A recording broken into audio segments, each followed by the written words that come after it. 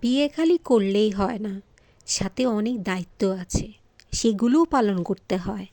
আপনার বউ কখনই বলবে না যে আমার আঁচলটা এইভাবে ধরো, পরীর ডানার মতো লাগবে।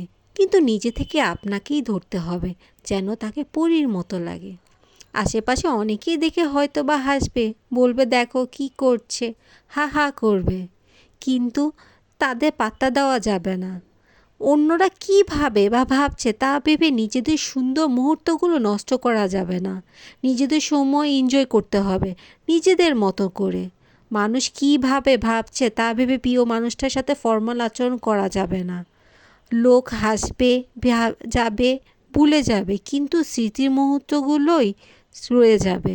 তাই আসুন, ভালোবাসুন, ভালো রাখুন, নিজেদের সম্পর্কটা সুন্দরভাবে গুছিয়ে রাখুন, যাতে সারা জীবন একসাথে সুন্দরভাবে দুজন জীবনে চলার পথগুলো পার করতে পারেন।